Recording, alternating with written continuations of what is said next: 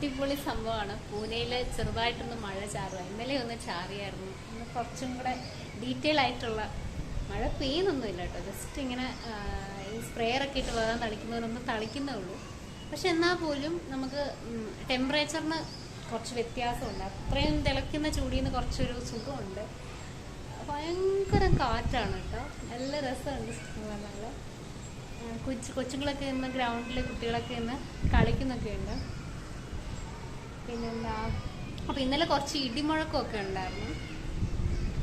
ഇന്നിപ്പോൾ ഇടിമുഴക്കമൊന്നുമില്ല, ജസ്റ്റ് കാറ്റ്. നല്ലൊരു അടിപൊളി ഒരു വൈബാണ് കേട്ടോ. മഴ തെറിക്കുന്നുണ്ട്, നല്ല തണുപ്പ്.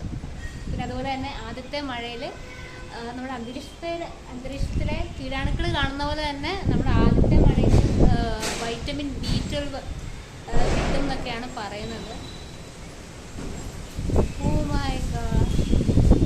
അപ്പോൾ ഇതാണ് പൂനെ വൈബ്സാണ്. നാട്ടിലൊക്കെ ധാരാളം മഴയുണ്ടെന്ന് പറഞ്ഞപ്പോൾ ഞാൻ ഇങ്ങനെ അസൂയ പിടിച്ചിരിക്കുകയായിരുന്നു. പൂനെയിലൊക്കെ ഇനി എങ്ങനെ, ഇവിടുത്തെ സീസൺ നമുക്ക് വന്നതല്ലേ ഉള്ളൂ, നമുക്ക് അറിയില്ല ഇവിടുത്തെ ക്ലൈമറ്റും കാര്യങ്ങളൊന്നും.